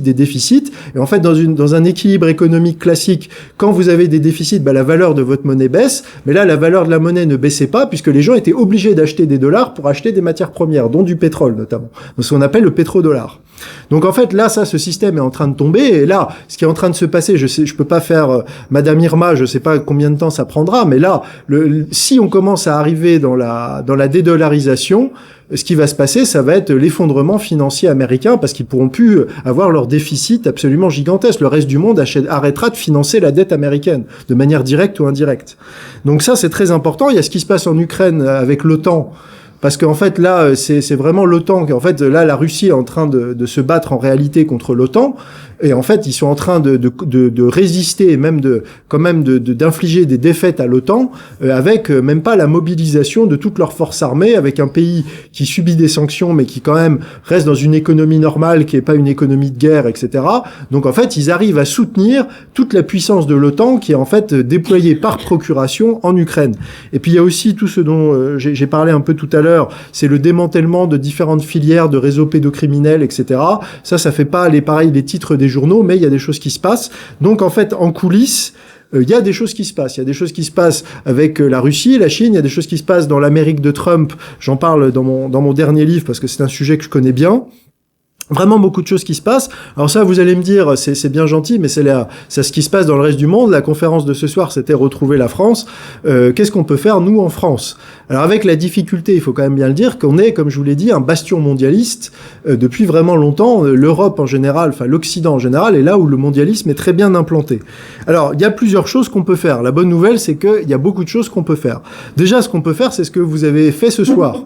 C'est-à-dire, vous êtes venu m'écouter, vous vous intéressez aux affaires de la cité, vous n'êtes pas devant Netflix un vendredi soir, vous êtes venu écouter une conférence, donc ça c'est déjà extraordinaire.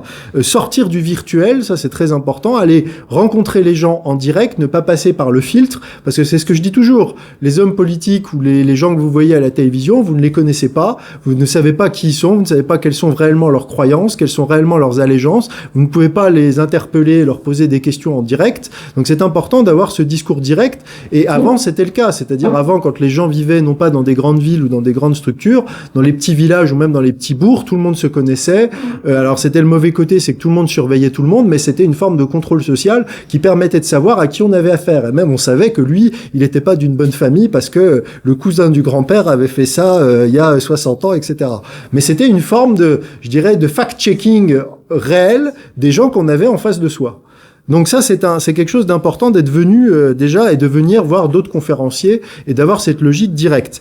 Après, c'est ce que j'expliquais tout à l'heure, c'est dans le cadre d'une guerre de l'information, il faut se former. Et là, les sujets que j'ai abordés ce soir, c'est vraiment une petite partie de ce sujet. Et je pense que c'est important d'être formé, d'être bien formé sur le nouvel ordre mondial. En fait, sur le projet politique du nouvel ordre mondial, parce que si on se place uniquement sur cette partie-là, il y a encore beaucoup de déni de l'existence de ce projet et de la compréhension de ses différentes dimensions.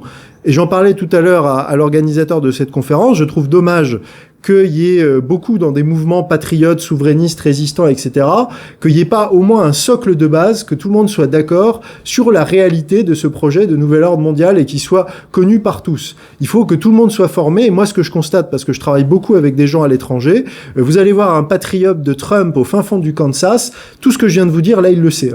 Je veux dire, il est formé sur ça. Vous allez voir un Russe, il y a un patriote russe ou même un Russe un peu lambda, il est formé sur ça. Par exemple, en Hongrie, un pays qui résiste aussi beaucoup, même au sein de l'Union européenne, George Soros et ses infiltrations, ils savent ça depuis 20 ans. Il y avait depuis 10-15 ans, il y a des panneaux dans la rue, attention à George Soros et sa fondation Open Society qui infiltre nos institutions, etc.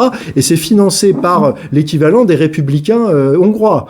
Donc voilà, je veux dire, on voit quand on a cette capacité à avoir une vision d'ensemble, on se rend compte que la France, il y a énormément de retard sur la prise de conscience de ce que c'est que le nouvel ordre mondial. Et c'est pas étonnant parce que la France est un pays, comme je l'ai dit, qui est contrôlé depuis très longtemps, et c'est un pays aussi qui, par sa structure politique, est très centralisé. Et du coup, c'est beaucoup plus facile quand vous avez cette centralisation de diffuser, de verrouiller l'information, de formater les esprits, notamment par l'éducation nationale, etc.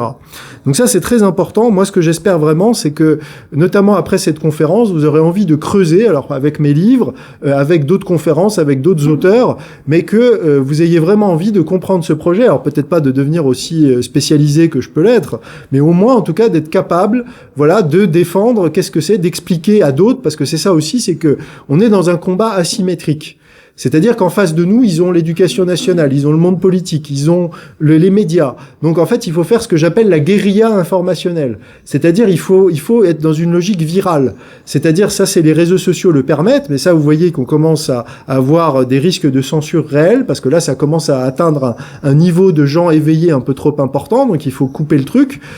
Et ça, vous pouvez le faire. Vous pouvez être vecteur de ça. Vous pouvez expliquer à des gens dans vos conversations, alors je dis toujours, il faut le faire avec discernement et tact, pas brusquer les gens parce que ça c'est contre-productif, mais vous pouvez expliquer aux gens ce que c'est que le projet de nouvel ordre mondial et de rattacher ce qui se passe dans l'actualité qui peut choquer les gens avec ce projet global que je vous ai expliqué. Moi, souvent, quand je fais des conférences, il y a des mères de famille ou des grands-mères qui viennent me voir et qui me disent « Oui, je fais ça. Quand je vais voir mon boulanger, quand je vais voir mon boucher, quand je suis au supermarché, j'explique aux gens ce que c'est, que tout ça, c'est derrière, il y a Schwab et tout ça. » mais ça permet, on plante des graines et ça fait réfléchir les gens. Donc ça, c'est très important. Ce qui est important de comprendre aussi, c'est vraiment la propagande des médias de masse. Vraiment de comprendre que les médias de masse sont la branche propagande du système mondialiste. Ça, je peux pas dire autrement. Je veux dire, si vous écoutez la radio en allant au boulot le matin, que vous laissez BFM tourner, etc., c'est de la pure propagande et ça vous affecte. Même si vous n'en avez pas conscience. C'est exactement ça l'ingénierie sociale, c'est qu'on sait comment fonctionne le cerveau enregistre et ça modifie vos structures mentales, même inconsciemment. Donc il faut être très vigilant par rapport à ça. Je pense qu'il faut vraiment comprendre, et il faut comprendre que c'est pas juste des mensonges ou de la propagande, c'est qu'il crée une réalité parallèle. Je vais vous donner deux exemples concrets de ça. Vous connaissez peut-être par exemple quelqu'un qui s'appelle Pierre Chaillot, qui a écrit un livre absolument remarquable sur l'épidémie de Covid à partir des chiffres officiels, c'est-à-dire des chiffres du gouvernement. Que dit Pierre Chaillot ? Pierre Chaillot dit, si on regarde les chiffres, il n'y a pas eu de pandémie en 2020. Il faut être clair, quand on regarde les chiffres de l'hôpital, quand on regarde les chiffres des ARS, quand on regarde les chiffres des réseaux sentinelles des médecins, il n'y a pas eu de pandémie en 2020. Donc, quand on vous parle de pandémie de Covid de 2020, déjà ça, c'est une réalité parallèle. Quand on vous parle de la guerre en Ukraine qui a commencé en 2022, on vous crée une réalité parallèle. La guerre en Ukraine, elle a commencé, je l'ai dit au début, en 2014. Elle a même débuté, si on remonte, en 2004-2005 avec la révolution orange. On peut même dire qu'elle a commencé en 89 quand il y a eu cet accord où soi-disant les Américains devaient jamais construire des bases et mettre des pays de l'OTAN autour de la Russie. Ils ont violé cet engagement par la suite quelques années plus tard. Et même si on remonte encore, on va être assez érudit. Ça, je l'ai découvert grâce à Lucien Cerise. Il y a quelqu'un qui s'appelle Alexandre Parvus qui à la fin du 19e, on l'appelait le marchand de révolution à l'époque, qui va voir Guillaume II, l'empereur d'Allemagne, et qui dit: vous êtes en rivalité avec l'Empire russe, vous allez utiliser l'Ukraine et vous allez utiliser le nationalisme ukrainien comme levier pour faire éclater l'Empire russe. Donc vous voyez, on est déjà avec cette stratégie au 19e siècle. Donc voilà, et donc un journaliste compétent et honnête devrait vous dire tout ça. Donc bien sûr, il vous le dira pas. Donc il vous fait aller dans une réalité parallèle. Ce que je peux vous dire aussi de très concret, c'est de développer autant que possible votre souveraineté. Donc ça veut dire quoi? Ça veut dire agir au niveau local, ne pas chercher forcément à faire des grands discours politiques, etc. C'est agir dans votre environnement immédiat. Ça veut dire créer des petits groupes de gens fiables, de confiance. Ça veut dire agir, par exemple, soutenir des commerçants. Ça veut dire créer des commerces, des lieux de rencontre. Par exemple, une chose très simple, les organisateurs se plaignaient de pas avoir de local. Ça peut être tout simplement créer un espace, un bar, un lieu pour que les gens, les résistants, puissent se retrouver, puissent boire un café, puissent réunir 30 ou 50 personnes pour faire venir des dissidents, etc. Ça, c'est quelque chose de très simple, et on manque de ça aujourd'hui. On manque cruellement de ça, et moi je vois que tous les gens dans différents endroits de France qui arrivent à créer ces lieux, c'est déjà un embryon pour faire naître quelque chose, parce que si on n'a pas déjà ces premières briques, c'est compliqué de construire le reste et sortir justement du virtuel. Et donc après, ça peut prendre d'autres formes, ça peut être sur l'alimentation, donc voilà, faire appel à des producteurs locaux, avoir votre potager, même peut-être acheter un terrain avec plusieurs amis, si vous pouvez pas en acheter un tout seul parce que c'est trop cher, mais avoir un potager collectif, mais pas collectif créé par la mairie de Grenoble, avec 5 ou 6 copains, vous achetez un terrain, chacun vous délimitez ça, alors voilà. Et là, on revient à quelque chose de politique. Ça peut être sur la santé, ça peut être sur l'éducation. Moi, c'est un de mes chevaux de bataille, et ça et encore, on parle beaucoup de liberté, on a parlé de liberté avec le Covid, il faut savoir que la liberté d'éducation et d'enseignement est aujourd'hui gravement attaquée en France. Les écoles hors contrat sont attaquées comme jamais, il y a eu des articles récemment, ça a été comparé les visites des inspecteurs à la Gestapo. Moi, j'ai eu des témoignages, j'en ai fait part sur les réseaux, c'est absolument scandaleux. L'école à la maison, qui restait une possibilité, est de plus en plus difficile en France. Avant, c'était un régime déclaratif, maintenant il faut demander l'autorisation, donc ça veut dire que dans quelques années, ça va sauter, et c'est absolument terrible. Et là, aux dernières élections, personne ne parle de ça. Je veux dire, et là encore, moi, je trouve ça vraiment dommage que les réseaux résistants, etc., ne parlent pas de ça, parce que en fait, c'est la base, c'est qui contrôle le cerveau des enfants, contrôle l'avenir. Je veux dire, et c'est pour ça que nos adversaires mettent le paquet sur l'école et mettent le paquet sur l'éducation. Parce qu'ils savent que, à partir du moment où vous prenez un gamin, que vous lui bourrez le mou, vous pouvez être les meilleurs parents. Moi, j'ai eu des exemples, vous pouvez être des parents catholiques avec des bonnes valeurs, etc. Si pendant 8 heures par jour, un gamin a la propagande progressiste, pro-mondialiste, avec en plus les copains qui remettent une couche derrière, je veux dire, c'est fini, quoi. Vous pouvez pas lutter. C'est pas, vous rentrez du travail, c'est pas les 2-3 heures que vous allez laver à la maison, vous allez rattraper ça. Donc, il faut avoir conscience de ça. Et ça commence par ça. Alors, c'est très compliqué, parce que, voilà, mais moi, je veux au moins que cette prise de conscience ait lieu. Et au moins, il y a une chose que vous pouvez faire pour protéger vos enfants, c'est protéger-les des écrans et du numérique le plus longtemps possible. Il y a des étagères entières d'études. Il y a un livre formidable qui s'appelle La fabrique du crétin digital de Michel Desmurget, qui explique pourquoi on met du numérique à l'école, pourquoi on met des smartphones dans les mains des enfants. C'est pour détruire le cerveau de vos enfants. Je veux dire, moi, j'étais hébergé il y a quelques jours dans un gîte en Haute-Savoie. Voilà, la dame m'a dit, moi, ma fille aujourd'hui, elle est adulte et elle s'en sort bien, mais pourquoi? Parce qu'elle avait pas de télévision et elle avait pas de smartphone avant 17 ans. Et ça va être le vrai. Il faut avoir conscience que le vrai fossé, il va être là. je veux dire, c'est vous n'avez pas, les gens, la plupart des gens n'ont pas conscience de ça, mais c'est un outil. Parler à des professionnels, parler à des gens, même à l'université, qui vous disent les gens ne savent plus se concentrer. Et ça, c'est le lien entre concentration et exposition des jeunes aux écrans. Le lien est parfaitement avéré. Donc si, même sans parler de grande résistance, de créer une école hors contrat, la chose basique que vous pouvez faire pour vos enfants et les plus petits enfants, c'est les enlever des écrans, leur mettre du crayon, du papier, des livres, les faire bricoler, les faire faire de la cuisine, faire du jardinage, faire des choses concrètes, mais tout sauf les écrans. Vraiment, ça, vous pouvez agir et c'est très simple à faire. Enfin, pas si simple parce qu'il y a une telle propagande et on est tellement dans cette dans cette société du tout numérique que c'est très compliqué et ça commence par l'école. Je veux dire, aujourd'hui, il faut savoir que les écoles qui apprennent aux enfants vraiment et qui protègent les enfants, c'est les écoles qui sont pas dans le tout numérique. Et ça, c'est un filtre déjà. Déjà, vous posez, même dans des écoles privées, vous leur demandez s'ils mettent du numérique. S'ils vous disent oui, vous dites, vous êtes conscient de ce que ça fait sur le cerveau des enfants. Si vous dites, ah non, mais vous inquiétez pas, là, vous savez que vous pouvez aller voir ailleurs. C'est radical. Avant même de parler de LGBT, de tout ce que vous voulez, etc., de politique, de religion, c'est déjà un truc basique. Voilà. Donc, pour terminer cette partie, je voudrais revenir à quelque chose peut-être un peu plus abstrait, mais qui est absolument essentiel. C'est, il faut remettre la cohérence dans la hiérarchie fondamentale. Qu'est-ce que je veux dire par là? La hiérarchie fondamentale, c'est quoi? C'est le spirituel, le philosophique et le politique, dans cet ordre. Et il faut vraiment pas confondre ça. Je vous ai parlé de l'importance justement du combat spirituel. Il y a cette belle phrase de Malraux qui dit « Une civilisation, c'est tout ce qui s'agrège autour d'une religion ». Et moi, ce qui me frappe quand je fais ce travail, c'est que tous les grands peuples qui ont fait l'histoire du monde, aujourd'hui, reviennent à la tradition, et notamment à leur tradition spirituelle. Vous voyez les Américains qui sont, autour de Trump, c'est vraiment alors eux, c'est plus les protestants, les évangéliques.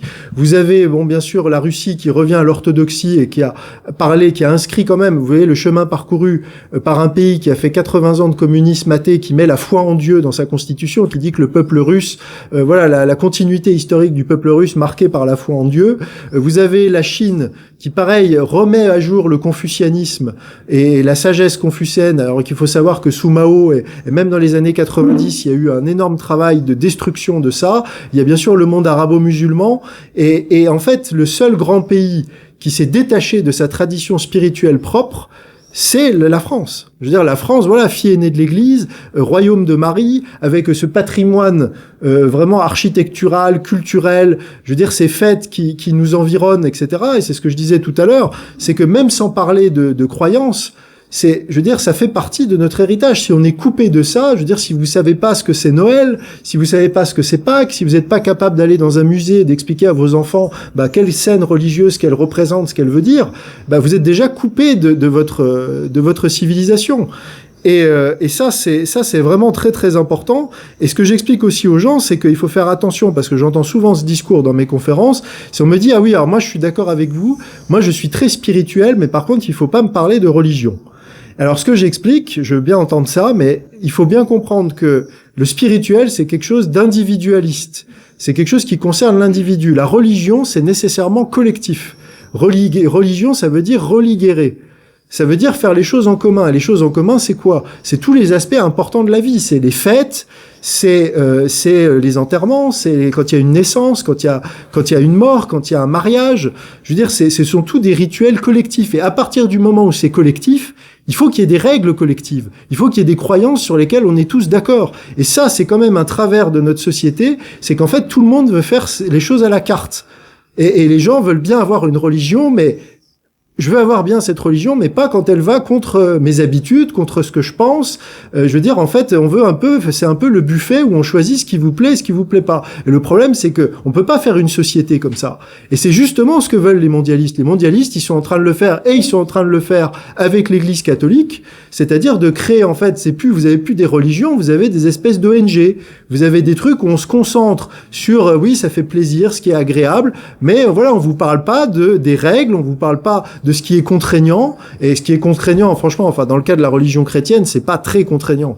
Je veux dire, c'est des règles, je veux dire, c'est ce que dit l'Évangile, car mon joug est doux et mon fardeau léger. Je veux dire, on parle pas de choses qui sont très contraignantes.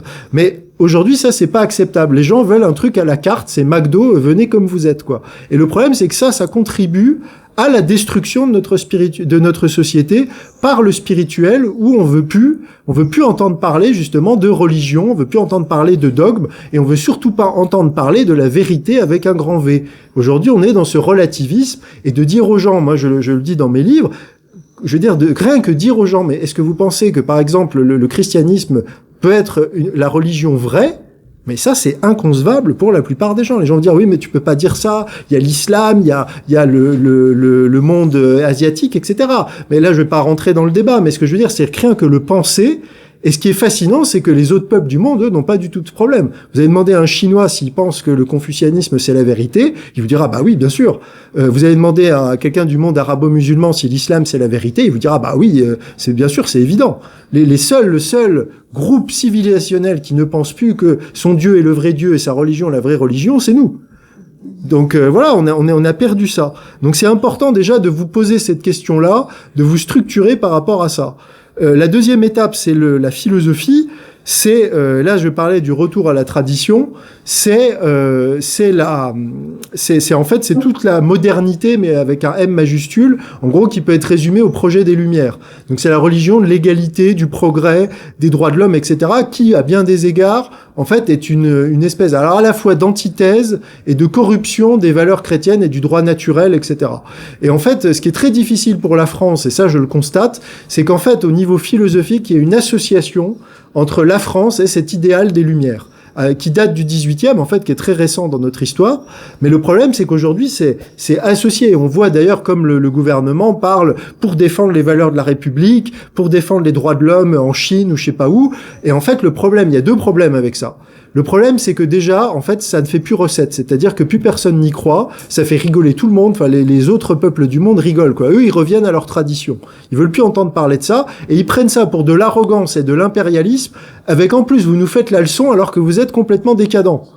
Et je vais vous donner un exemple concret de ça. C'est il y a quelques semaines ou quelques jours, la France, qui n'a rien de mieux à faire en ce moment, a voulu envoyer un ambassadeur des droits LGBT au Cameroun.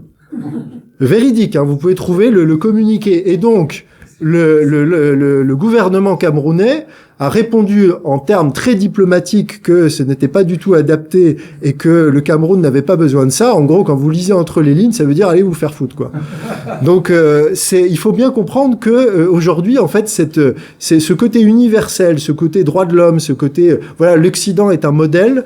Et ça, c'est ce que j'explique dans mes livres, c'est que c'est moi ce qui m'inquiète beaucoup, c'est que ça va être très dur pour la France, parce que la France, voilà, on a eu tellement de prestige, on était tellement le phare du monde par rapport à ça, les peuples, tout le monde venait se former à Paris, tous les artistes venaient à Paris, notre modèle était copié par tout le monde. En fait, de dire qu'on n'est plus un modèle, qu'il faut en gros qu'on retourne à l'école, qu'on retourne à notre tradition, qu'on retourne peut-être à nous pencher sur le Moyen-Âge chrétien, par exemple, comme source d'inspiration. Là, j'en parle dans mon deuxième livre, qu'on revienne à des choses, justement, à la tradition française avant la période moderne. Je dis pas qu'il faut revenir sur tout, mais je veux dire que ça soit une source d'inspiration, comme les Chinois sont revenus au confucianisme, etc.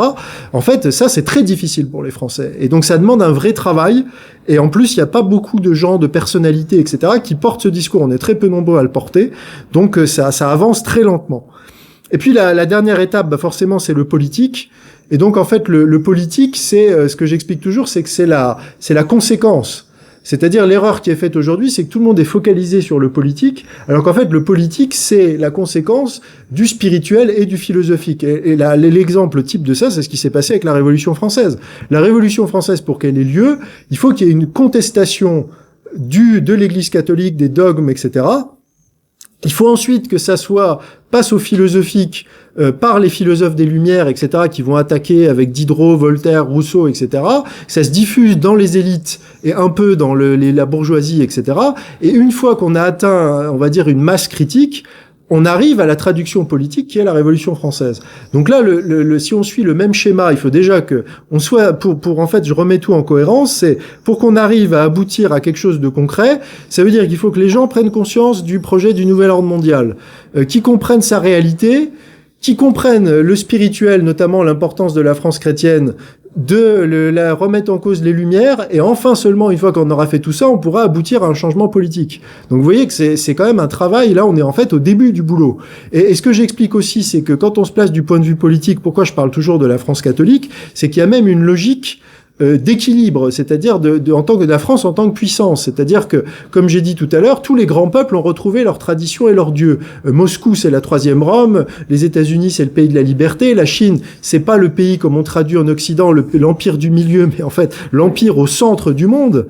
Donc, ce n'est pas la même chose. Nous, moi, ce que je dis, et je l'explique dans mon essai de la civilisation française, c'est si on veut s'en sortir, il faut qu'on accepte que la France est une civilisation, qu'on a un modèle et que ce modèle est associé à la chrétienté et particulièrement au catholicisme. Ce qui nous distingue des orthodoxes et ce qui nous distingue des protestants. Et en fait, ce que je dis, c'est qu'aujourd'hui où il y a cette puissance de la Russie qui commence à émerger en Europe, la seule chance qu'on ait un équilibre, notamment dans le jeu européen, c'est que la France s'assume comme puissance catholique. C'est pas, je dis pas ça parce que je suis moi-même catholique, c'est un raisonnement de stratège que devrait faire même un franc-maçon, même un athée, etc. Si la France ne défend pas ce modèle-là, qu'est-ce qu'elle défend? Elle défend les droits de l'homme, mais ça fait rigoler tout le monde. Elle va défendre une liberté, c'est vague. Je veux dire, en fait, c'est ce que je disais avec Malraux, c'est une civilisation, ça s'agrège autour d'une religion. Donc, et ça, c'est très compliqué parce qu'en fait, les gens se rendent compte qu'ils sont très loin de ça et il faudrait peut-être y revenir, mais il y a un énorme chemin qui est à faire. Et c'est revenir sur beaucoup de, voilà, c'est se faire violence. C'est moi-même je le dis parce que mon retour à la foi s'est fait assez récemment, bien que j'ai été élevé dans un foyer catholique, et je suis revenu à ça parce que justement c'est par mon travail. Le thème de ce soir, c'est retrouver la France. Et à un moment, j'ai dû me mettre en cohérence avec mon travail. Je me suis dit, je dois retrouver la France.